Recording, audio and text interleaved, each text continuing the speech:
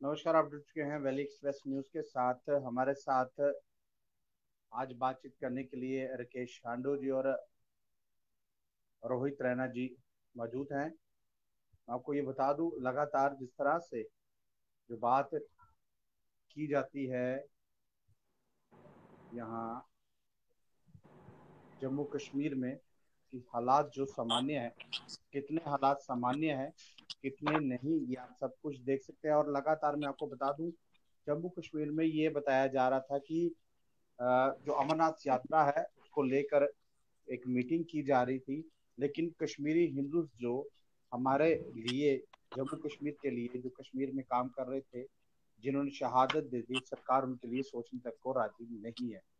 राकेश जी, पहले मैं आपसे जानना चाहूंगा, आज कश्मीरी हिंदू जो थे वो आज जम्मू प्रेस क्लब में प्रदर्शन कर रहे थे, लेकिन सरकार जो है उसके कानों तक जू नहीं रह रही, फेलियर हो चुकी है।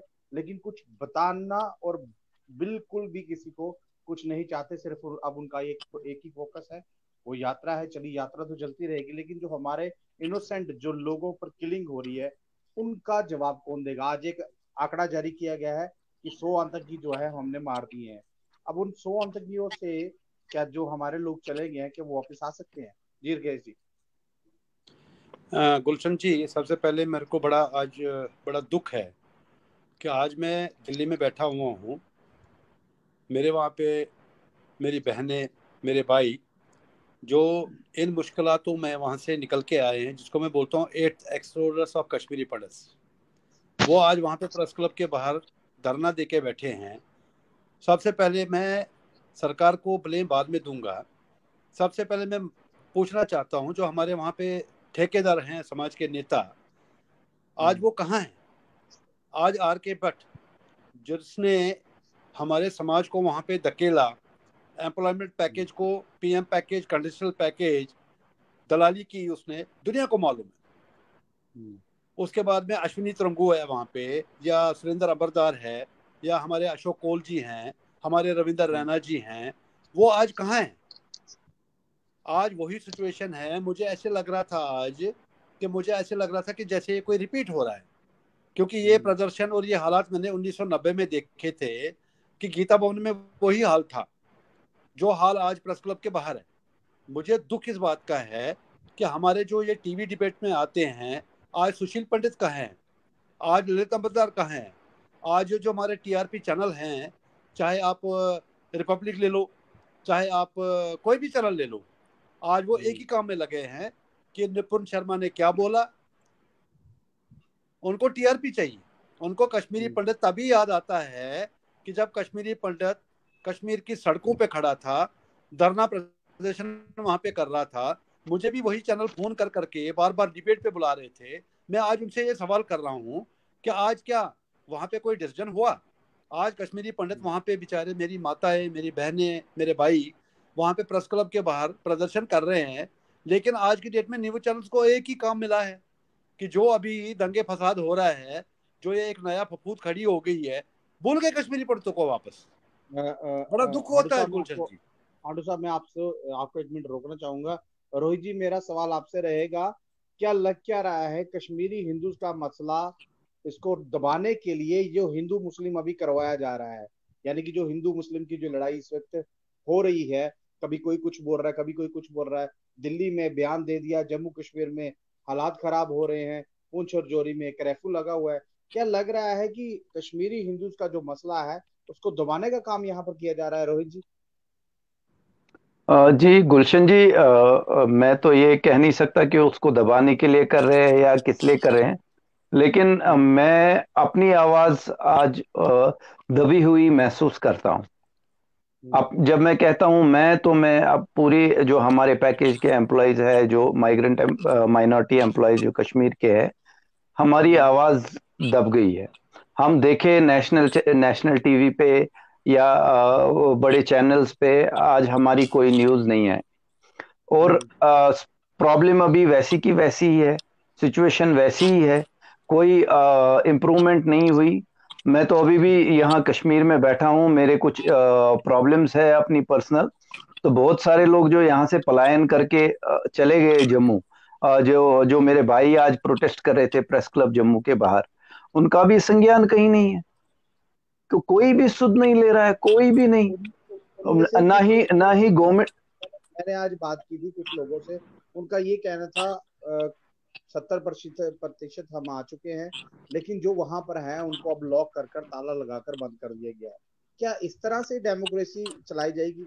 इस तरह से सरकारें चलती हैं, इस तरह से ये सब चलाई जा रही है? जी बिल्कुल गुलशन जी, मैं स्पेसिफिक ये यहाँ से कोट करके बताना चाहता हूँ कि मेरे जीजाजी के फादर की डेथ हो गई परसों की डेट में, 2-3 दिन पहले की। तो उनको यहाँ से निकलने में परमिशन लेनी पड़ती है। हमें कहीं एडीसी से, कभी कहीं डिस्ट्रिक्ट एडमिनिस्ट्रेशन से परमिशन लेनी पड़ती है। बिना परमिशन के यहाँ से नहीं निकल सकते।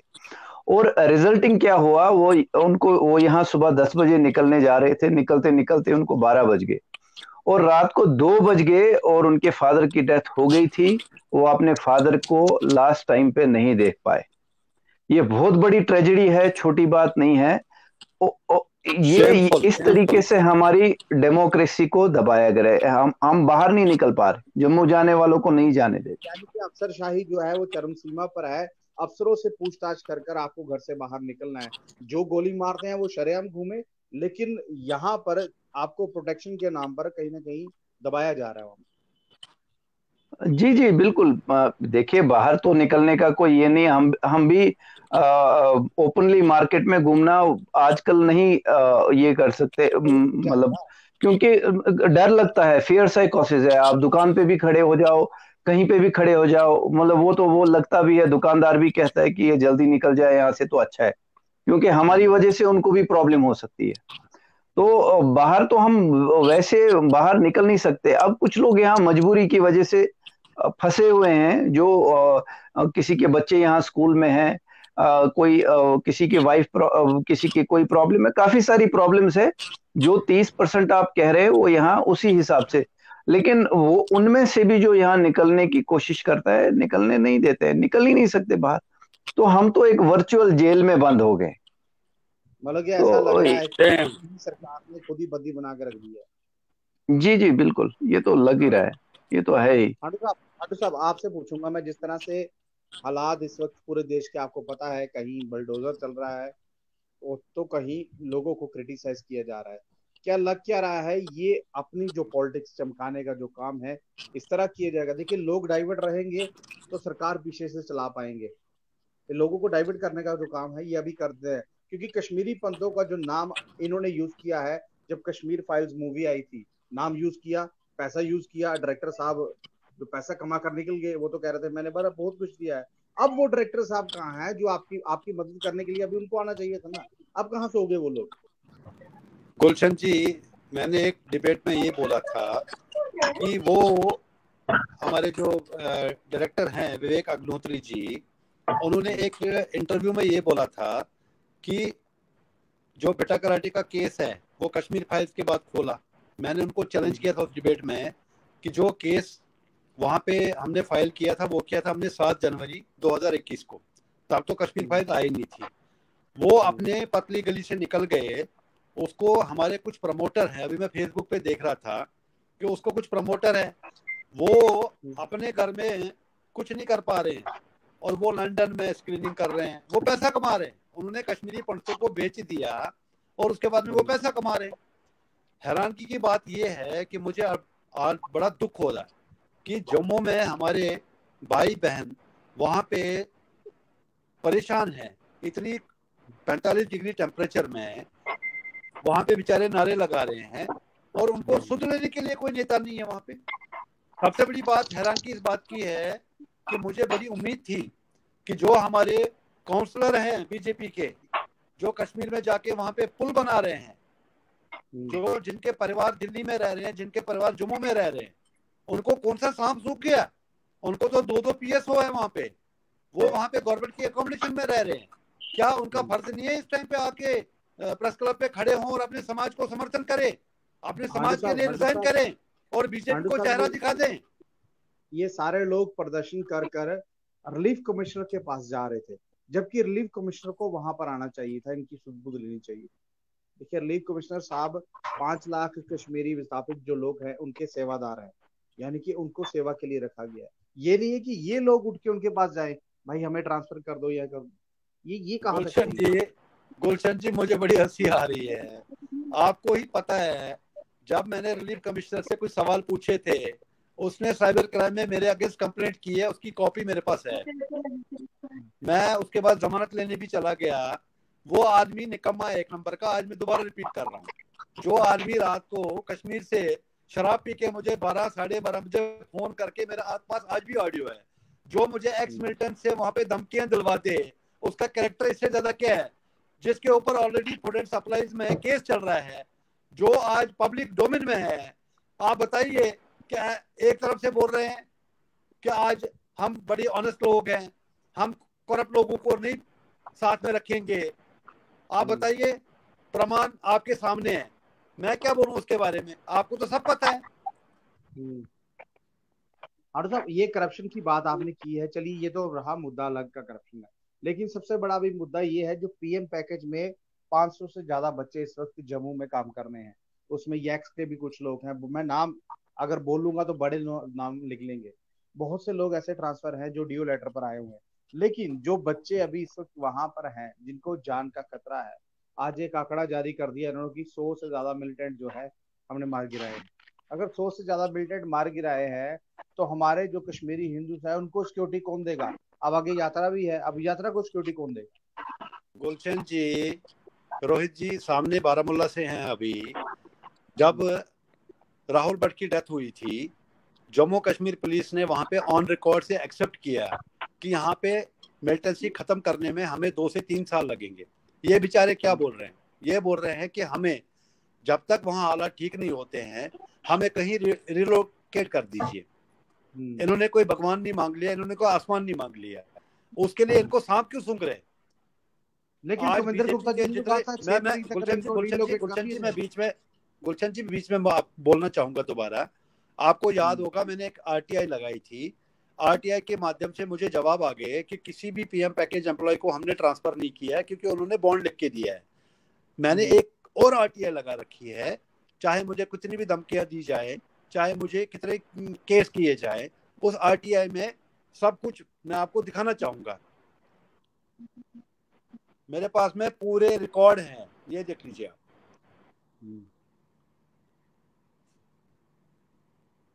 आप ये पढ़ लीजिए और सबको दिखा दीजिए कि ये आज बीजेपी के जितने भी वहां पे प्रवक्ता हैं, जितने भी वहां पे आज की डेट में, ये देख लीजिए। दूसरा दिखाता हूं मैं आपको, ये उनके लिस्ट में नाम आया हुआ लग रहा है मुझे। मेरे पास ऑलरेडी लिस्ट आ चुकी है भाई साहब, आरटीआई मैंने ऑलरेडी कर रखी है। मैं समाज का सेवक हूं, मैं किसी गीदड़ धमकी से डरता नहीं हूं।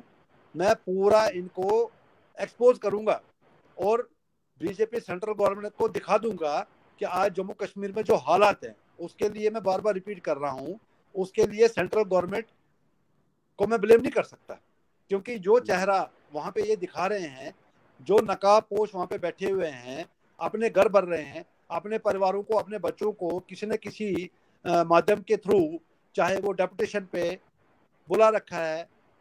रोहित जी को मालूम है 530 लोग हैं जो डेपुटेशन पे जम्मू में काम कर रहे हैं, वो किसी न किसी इन्फ्लुएंस की वजह से उनको जम्मू बुलाया गया, इसलिए आज उनको दर्द नहीं हो रहा है, इसलिए आज वो वहां पे प्रेस क्लब के बाहर खड़े नहीं है, इसीलिए वो आज की डेट में खीर भवानी के लिए, मतलब जब हमारे समाज ने डिसाइड किया कि हम पीएम पैकेज एम्प्लॉयज के सपोर्ट में खीर भवानी नहीं जाएंगे, और वहां पे एक प्रवक्ता बीजेपी का आता है, एक्स एमएलसी अजय भारती, उनका वीडियो मेरे पास है, वो बोलता है कि घोड़े वालों का क्या होगा वहां, दूध वालों का क्या होगा वहां पे। उसको अपने समाज की चिंता नहीं है, उसको चिंता है दूध वाले, उसको चिंता है फूल वाले, उसको चिंता है घोड़े वाले। अब बताइए, इससे ज्यादा एक्सपोज मैं क्या करूंगा इन लोगों को? लेकिन एक चीज है हड्डू साहब, वहां पर हमारे डॉक्टर निर्मल सिंह पहुंचे थे, आपके अपना रिलीफ कमिश्नर पहुंचे थे, अशोक कोल जी पहुंचे थे। ऐसा लग रहा था पूरी भारतीय जनता पार्टी इकट्ठी होकर खीर भवानी पहुंच गई है, बाकी तो कोई दिखा नहीं हमें वहां। तो गुलशन जी, यही तो काला चश्मा पहन के इनको सेंट्रल गवर्नमेंट को ये दिखा रहे हैं, क्योंकि इनकी दुकानदारी अब खत्म होने वाली है, अब ये दुकान बंद होने वाली है। तभी जा जाके इनको दिखा रहे हैं कि 6 लाख टूरिस्ट यहाँ पे आ गए, अमरनाथ यात्रा के लिए हम जा रहे हैं, इतने लोग वहां पे जा रहे हैं। इनको कोई सुध नहीं है, क्योंकि इनके बच्चे ऑलरेडी ट्रांसफर्ड है, चाहे उनको वहां पे डेपुटेशन पे बुला रखा है, किसी भी बहाने से बुला रखा है, इसलिए इनको दर्द नहीं होता है। यही तो है जो वहां पे अमित शाह जी को, हमारे मोदी जी को आंख में पट्टी बांध के उनको दिखा रहे हैं, मुंगेरी लाल के सपने दिखा रहे हैं। रोहित जी, आपसे सवाल करूंगा, कश्मीर में इस वक्त पर्यटक जो है वो बहुत ज्यादा है, और सबसे बड़ी बात, पर्यटक आना अच्छी बात है, लेकिन कहीं ना कहीं हमारे जैसे आपके आपके जैसे जो लोग इस वक्त कश्मीर में फंसे हुए हैं, एक तो बाहर के लोग वहां आ रहे हैं, कश्मीर घूम रहे हैं, लेकिन हमारे जो हिंदू लोग वहां पर रह रहे हैं उनको बंदी बना के रखा हुआ है। आप किस तरह से देखते हैं उसको, क्या मैसेज देंगे इस वक्त एडमिनिस्ट्रेशन को आप? जी गुलशन जी, ये सच में संज्ञान लेने वाली बात है कि पर्यटक आ रहे हैं, लेकिन उससे क्या होता है कि रेवेन्यू आता है, revenue to government, revenue to local लोगों के, तो उनसे तो कोई प्रॉब्लम नहीं है। ये जो सेलेक्टिव टारगेट किलिंग्स हुई है, अगर आप देखें, ये स्पेसिफिक वर्ग के लोगों को ज्यादा हुई है, और आप पैटर्न भी देखें तो हर कास्ट, क्रीड, जो स्पेसिफिक कम्युनिटी के हैं उनकी हुई है, कोई हर किसी कास्ट से जो यहाँ थे। और स्पेसिफिकली ये उनके लिए है कि कोई जॉब करने के लिए आता है, कोई मतलब यहाँ एक स्पेसिफिक टाइम के ऊपर जो रहेगा उसको, उसके लिए, मतलब वो उस वर्ग के लिए वो करते हैं ताकि कोई यहाँ क्लेम ना कर सके। तो टूरिस्ट तो वेलकम है, आते हैं, वो पैसा खर्च करके आते हैं और चले जाते हैं, लेकिन जो यहाँ रुके हुए हैं। जी, एक चीज पूछूंगा आपसे मैं, जो महिला थी जिसकी अभी टीचर की डेथ हुई है, उसका एक लेटर मिला था, और एक लेटर उसने जो था डायरेक्टर एजुकेशन को कश्मीर में फॉरवर्ड किया था, लेकिन वो लेटर जो था वो एक्सेप्ट नहीं किया। और सबसे बड़ी बात, उस स्कूल की जो बाउंड्री थी वो बाउंड्री है ही नहीं। उसने पहली यानी कि 5 साल तक नौकरी कर चुकी थी, उसने बोला था कि मुझे यहाँ से ट्रांसफर कर दिया जाए, लेकिन डायरेक्टर एजुकेशन जो थे उन्होंने ट्रांसफर नहीं किया। उस चीज को भी दबाने का जो काम है इन्होंने कर दिया। ये बताते क्यों नहीं ये चीजें? जी गुलशन जी, मैं ये तो एक लेटर है। मैं आपको कहूँ, हमारी यहाँ बारामूला की कमेटी है, मैं उसका जनरल सेक्रेटरी रहा हूँ पिछले 2-3 सालों से। जो अभी ये मुद्दे सरकार रिजॉल्व करने की कोशिश कर रही है, हम पिछले 4-5 सालों से लगातार हाईलाइट करने की कोशिश कर रहे हैं, और अभी तक सच में सुध नहीं ली गई थी उन सभी मुद्दों की। जो ये प्रमोशन, ट्रांसफर, जो जो भी ये सब चीजें आज सरकार कर रही है, जब हमारी जान पे बन आई है, तब ये लॉलीपॉप हमें दिए जा रहे हैं। ये ऑलरेडी हम दे चुके हैं। और ये तो अभी आप रजनी जी की ये लेटर आप दिखा रहे थे अभी, राकेश जी भी, ऐसी बहुत सारी लेटरें हमने हर ऑफिस में डाली, इवन बल्क लेटर्स हमने डाली है, नाम दे दे के डाली कि ये वल्नरेबल एरियाज है, ये इनको ट्रांसफर किया जाए, इनको कहीं इसमें कहीं सेफ, कहीं कोई ये नहीं, संज्ञान नहीं रहा। बहुत सारी लेटर्स है ऐसी। ये यानी कि पढ़ी लिखी कम्युनिटी को जो दबाने का काम है इस वक्त एडमिनिस्ट्रेशन कर रही है। जी, ये 12 सालों में तो हुआ है, एडमिनिस्ट्रेटिव ह्यूमिलिएशन भी हुआ है। आप देख सकते हैं 9 साल के बाद प्रमोशन मिलती है एम्प्लॉय को। आज एम्प्लॉय 12 साल कंप्लीट हो गए, अभी प्रमोशन ही नहीं है। जो as per CSR rule institute promotion लगनी चाहिए, अभी भी इम्प्लीमेंटेड नहीं है बहुत सारे एम्प्लॉयज के। रोहित जी, एक चीज पूछूंगा, जिस तरह से आपने दिल खोल खोल कर जो वोट था भारतीय जनता पार्टी को दिया, आपने क्या, कश्मीरी पंथ कम्युनिटी ने, सबने दिया, लेकिन उसके बदले में आपको क्या मिला? एक अभी इस वक्त तो वोट डालने का जो हक था वो भी कहीं ना कहीं खींच लिया गया, क्योंकि वोट तब डालते ही है लोग जब सरकार से कुछ, यानी कि हम कुछ बदलाव चाहें। यहाँ बदलाव तो दिखा ही नहीं। पहली कांग्रेस की सरकार थी जिन्होंने आपको PM पैकेज में लगाया, लेकिन इस वक्त ये पावर में है, 300+ का आंकड़ा है। अगर ये चाहे तो वो बॉन्ड भी खत्म कर सकते, लेकिन उन्होंने ये बॉन्ड खत्म नहीं किए, उल्टा आपको प्रमोशन दे सकते थे, क्योंकि 300+ का आंकड़ा है, कोई है ही नहीं रोकने वाला। ये क्यों नहीं किया उन्होंने? ये क्या, आपको क्या लग रहा है कि सिर्फ वोट बैंक की पॉलिटिक्स के लिए आपको यूज करने के लिए रखा हुआ उन्होंने? गुलशन जी, एक्सपेक्टेशंस बहुत थी, बहुत एक्सपेक्टेशंस थी। और जैसे अभी आपने कहा कि बॉन्ड, ये जो हमारा SRO 412 है, जिसके ऊपर हमारा एम्प्लॉयमेंट, PM पैकेज का एम्प्लॉयमेंट ये हुआ है, ये पूरा ही ये 2 पेज का एक एसआर हुआ है। इसमें कोई रूल कहीं कुछ नहीं है, कुछ कुछ एक रूल स्पेसिफिक है कहीं भी। तो इनको पूरा इस पूरे एसआरओ को रिपेल करके फिर से एक संज्ञान लेके सभी एम्प्लॉइज से जो 12 साल का एक्सपीरियंस है, 10 साल 12 साल का एक्सपीरियंस है, वो लेके एक नया एसआरओ बनाने की जरूरत थी।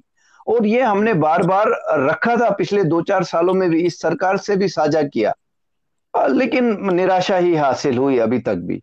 अब अभी संज्ञान लिया जा रहा है, लेकिन अब हम उस पे वो नहीं, अब हम जान बचाने की सोच रहे हैं। हम कह रहे हैं जान बचेगी तो ये सब चीजें हो जाएंगी, लेकिन फिलहाल हमें और हम ज्यादा कुछ मांग भी नहीं है, ये हमारा कॉन्स्टिट्यूशनल राइट है, राइट टू लाइफ है। हम सिर्फ यही रिक्वेस्ट कर रहे हैं जब तक कि हालात यहाँ सामान्य नहीं होते, और इन बिटवीन में बाकी प्रोसेसेस हम कर सकते हैं, जो सरकार के जो बाकी प्रोसेसेस जैसे ये प्रमोशन और ये इन बिटवीन हम डिस्कस कर सकते हैं। लेकिन फिलहाल के लिए जब तक लास्ट सवाल पूछूंगा आपसे, अगर यहाँ पर इलेक्शन होती है, कोई मौजूदा सरकार आती है, तो आपकी क्या डिमांड्स रहेंगी? देखिए अभी यहाँ पर हमारी स्टेट असेंबली पारित नहीं है, लेकिन 370 एब्रोगेशन का यहाँ पर पूरा ढिंडोरा पीट दिया गया कि हमने उसको खत्म कर दिया है। चलिए अच्छा है, खत्म कर दिया, हम नहीं बोलेंगे उसके बारे में, लेकिन जो मौजूदा सरकार को फैसले लेने चाहिए थे, लेकिन वो फैसले सिर्फ पार्लियामेंट ले रहा है, क्या ये चीज सही है? अगर पार्लियामेंट के पास पावर है फैसले लेने की, तो आपका फैसला भी पार्लियामेंट को लेना चाहिए था कि आप भी यहाँ पर जो है काम कर रहे हैं, आपको ट्रांसफर करने का काम भी लेना चाहिए। क्योंकि 300 प्लस का आंकड़ा, मैं दोबारा एक बार बोल रहा हूँ, 300 प्लस का आंकड़ा इनके पास है। पूरे देश में ये बोलते हैं सबसे बड़ी पार्टी, सब मेजोरिटी वाली पार्टी भारतीय जनता पार्टी है, ये काम क्यों नहीं कर रहे? देखिए गुलशन जी, मैं तो यही कहूंगा एक आम आदमी के जैसे, चाहे पार्लियामेंट ले या यहाँ की सरकार ले, यहाँ की सरकार भी तो एलजी मतलब ये एक यूनियन टेरिटरी है, यहाँ असेंबली नहीं है। तो at the end of the day decision तो पार्लियामेंट से ही लिया जाता है। कोई भी अभी जैसे अभी हमने एलजी साहब से मीट की, उन्होंने बड़ी अच्छी हेयरिंग दी, उन्होंने बहुत डिस्कस किया, लेकिन decision finally ministry of home affair से ही होगा, जो भी फाइनल डिसीजन होगा। बिल्कुल सही। तो ये तो उन्हीं को देखना है, देखना तो उन्हीं को है। और यहाँ तो सिर्फ वो पास होंगे, सब चीजें पास होंगी, और एक्सपेक्टेशंस अभी भी हमारी है। और मैं फिर कहता हूं कि ये कश्मीरी पंडित कम्युनिटी की बहुत एक्सपेक्टेशंस थी इससे, और कहीं ये एक्सपेक्टेशन अब पार ना हो जाए, और कहीं ऐसा ना हो जाए कि जो एक पैट्रियोटिक कौम है, एक नेशनलिस्ट कौम है, एक सेक्युलर कौम है, कहीं उनका आपा बाहर ना हो जाए। ये मुझे बहुत डर लगता है। और अगर ऐसा हो गया तो ये बहुत हताश हो जाएंगे, बहुत दुखी हो जाएंगे, और मुझे नहीं लगता इसके बाद किसी के ऊपर भी भरोसा करने के रहेंगे, अगर अगर इस बार ये हताश हुए तो इसका मेरे ख्याल से सबसे बड़ा, सबसे सही सलूशन ये होगा कि पहले तो ये पैकेज वाला है, जो पिछली सरकारों से गलतियां हुई है, तो वो पहले ठीक की जाए, और उसके बाद पूरी कम्युनिटी से मिलके, जो भी स्टेक होल्डर है, कश्मीरी पंडित कम्युनिटी के स्टेक होल्डर सब मिलके रिहेबिलिटेशन प्लान बनाया जाए सही से, जिसमें अगर पहला स्टेप ये जो हम लोग पैकेज के एम्प्लॉइज है, पीएम पैकेज के फर्स्ट स्टेप में अगर हमें ये वापस बुला लें घाटी में, हमें एक्सेप्टेड है। लेकिन इस बार जो है पूरी कम्युनिटी का संज्ञान लेके सबसे मिलके, क्योंकि अब तभी रिहेबिलिटेशन हो पाएगा। तब तक हमारा यहाँ रहना, क्योंकि हम कहीं रिहेबिलिटेशन पूरी 50,000 फैमिलीज की कम्युनिटी है, और 6,000 लोगों को जॉब देके वो रिहेबिलिटेशन नहीं कह सकते हम उसको। रिहेबिलिटेशन तो तब है जब पूरी कम्युनिटी आएगी, तो उसमें अगर पहले स्टेप में हम आएंगे तो। जी जी, हांडू साहब आपसे पूछूंगा, पार्लियामेंट में एक आंकड़ा गया था रिलीफ की ओर से, आप इन्होंने बोला 6,000 फैमिलीज गई है, लेकिन वहां पर 20,000 फैमिली बताई गई है जो कश्मीर में पलायन कर गई है। अगर कश्मीर में 20,000 फैमिली पलायन कर गई है, तो सरकार के पास है क्या? इनके पास तो आंकड़े भी नहीं है अभी तक। गुलशन जी, मुझे हंसी आ रही है। सरकार वो दावे कर रही है पार्लियामेंट में जो उन्होंने कभी जिंदगी में किया नहीं। 8 साल से सेंटर में बीजेपी की सरकार है। आज भी रोहित जी बिल्कुल सही मैं बोल रहा हूँ, आज भी इस पैकेज को पीएम पैकेज बोला जाता है। पीएम मतलब मनमोहन सिंह। आज तो सबसे बड़ी शर्म की बात यह है कि मनमोहन सिंह ने एक ही रास्ता निकाला था, क्योंकि उनको मालूम था कि वहां पे जब 2014 में, मुझे आज भी याद है, जब हमारे माननीय प्रधानमंत्री जी ने ये बोला था कि कश्मीरी पंडितों को वहां बसाएंगे, यही महबूबा, यही नेशनल कॉन्फ्रेंस, यही कांग्रेस वाले सड़कों पे निकले थे कि हम यहाँ पे इजराइल नहीं बनने देंगे। तो मनमोहन सिंह जी को मैं सल्यूट करता हूँ, he was a visionary man. तो उन्होंने क्या किया था, उनको ये पता था कि कश्मीरी पंडितों को एक पैकेज के माध्यम से वहां पे धीरे धीरे करके, जैसे रोहित जी चले गए, जैसे 5,000 एम्प्लॉयज वहां पे चले गए, वहां पे धीरे धीरे करके वापस से रिहेबिलिटेशन हो जाएगा। क्योंकि हमारे कश्मीरी में कहते हैं कि ये हमारा पहला पलायन नहीं है, ये हमारा 8वां पलायन।